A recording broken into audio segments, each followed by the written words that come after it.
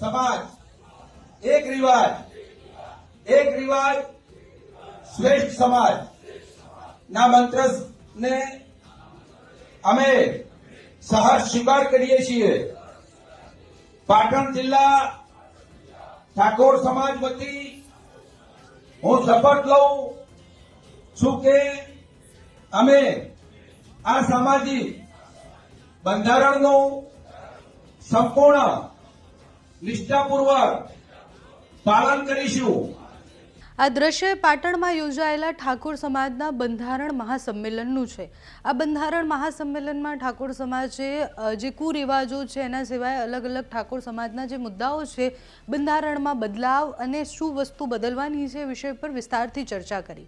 ઠાકોર સમાજમાં જેટલા પણ કુરિવાજો છે એ દૂર કરવા, શિસ્તતા માટે અને સમાજને એક નવી દિશા તરફ લઈ જવા માટે બધા ઠાકોર સમાજના આગેવાનો ત્યાં હાજર હતા, નેતાઓ જે છે એ બધા પણ હાજર હતા। સાથે જ બહુ જ બધા એવા નિર્ણયો પણ એમાં લેવાયા કે જેના પછી એની ચર્ચાઓ ખૂબ થઈ। એટલે ભાગીને લગ્ન કરવા મુદ્દે ગુજરાતમાં છેલ્લા કેટલાય સમયથી ખૂબ બધી ચર્ચાઓ થઈ રહી છે। એ બધાની વચ્ચે જ્યારે ગઈકાલે ઠાકોર સમાજે પોતાના બંધારણમાં બદલાવ લાયા તો એમાં નક્કી કર્યું છે કે ભાગીને લગ્ન કરનારને સમાજ સ્વીકારશે નહીં, તેમજ લગ્ન પ્રસંગમાં ડીજે અને એ બધું પ્રતિબંધ કરી દેવાનું છે। સગાઈમાં પણ 21 થી 20 લોકો જ જશે એવી વાત પણ કરવામાં આવી છે। સાથે લગ્નમાં પણ અમુક લોકો જ જશે એવી વાત કરવામાં આવી છે। આ સંમેલનમાં લગ્ન, સગાઈ, મરણના પ્રસંગોમાં બિનજરૂરી જે ખર્ચ થાય છે એ ઘટાડવાની વાત કરી। ગેનીબેન ઠાકોર જ્યારે આ વિષય પર બોલી રહ્યા હતા ત્યારે એમને આગેવાનોને પણ ઘણી બધી ટકોર કરી છે। સાથે સમાજના લોકોને પ્રતિજ્ઞા જ્યારે લેવડાવી, એટલે આપણે જેમ પ્રતિજ્ઞા લેતા હોઈએ એવી રીતના બંધારણ જે એમનું નવું ઠાકોર સમાજનું બન્યું છે એના માટે પણ પ્રતિજ્ઞા લેવડાવી છે।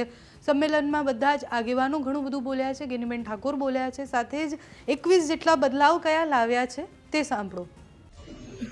હું પૂજ્ય સદારામ બાપાની સાક્ષીએ प्रतिज्ञा लઉં છું કે પાટણ, બનાસકાંઠા અને વાવ થરાદનો ઠાકોર સમાજ જ્યારે વગરધામ દિયોદર ખાતે સમાજનું નવું બંધારણ નક્કી કરવા એકત્રિત થવાનો છે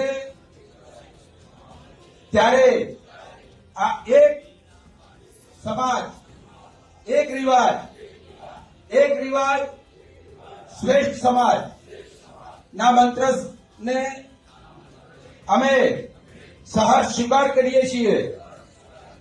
पाटण जिला ठाकोर समाज वती हूँ शपथ लઉં છું કે અમે આ સામાજિક બંધારણનું સંપૂર્ણ નિષ્ઠાપૂર્વક પાલન કરીશું અને સમાજના ઉત્થાન માટે આ શ્રેષ્ઠ બંધારણને અમારું પૂર્ણ સમર્થન જાહેર કરીએ છીએ। જય સદારામ બાપુ, જય સદારામ બાપુ, જય દોલતરામ બાપુ, જય સદારામ બાપુ। આ ત્રણેય જિલ્લાના 27 તાલુકાનું બંધારણ એ 14 તારીખે દિયોદર તાલુકાના વગર મુકામે એક ભવ્ય સંમેલન સાથે આ અમલમાં મૂકવાનું છે। અને એની પાછળના મુખ્ય કારણો કે સમય પરિવર્તિત થાય એમ સમાજના રીત રિવાજો પણ સુધારાઓ લાવવો જરૂરી હોય છે। પહેલાં સાદગીથી લગ્ન થતા એટલે ખર્ચા ઓછા હતા, સોશિયલ મીડિયાનું માધ્યમ નહોતું એટલે એની દેખાદેખી નથી થતી।